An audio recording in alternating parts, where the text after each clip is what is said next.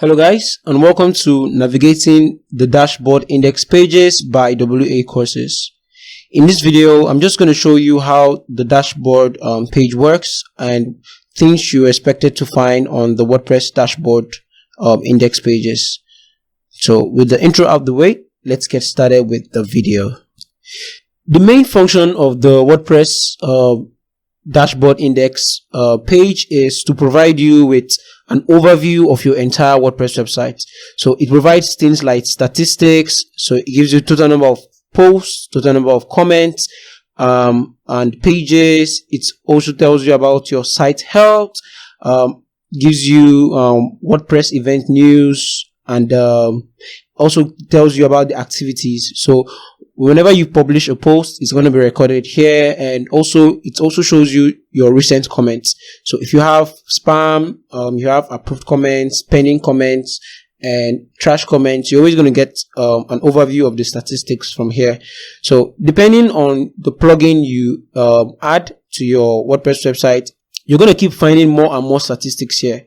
A good example is if you're using an SEO plugin like Yoast or Rank Math, you'd get an extra widget here that gives you statistics about the SEO of your website. Okay, so just understand that this page provides you a general overview of your entire website. So if you're new to WordPress, you're going to find this here. It just gives you some steps. Write your first blog post, add an about us page, set up your home page, view your site, and some more action. So you can actually dismiss this. And if you'd like to add a few widgets or remove some of the widgets here, just click on screen options, and all you have to do is check or uncheck any of these. So if I uncheck quick draft is no longer there. If I uncheck WordPress updates, is no longer there. Okay, so you can also do things like reorder by dragging and dropping. So if I drag and drop this, I can actually change how it looks.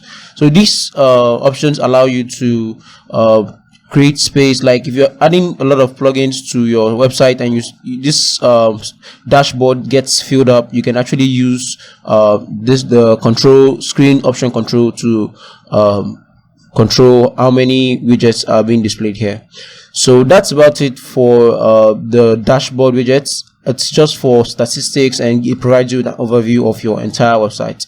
So I hope you guys found this video useful, and I'll see you guys in the next one.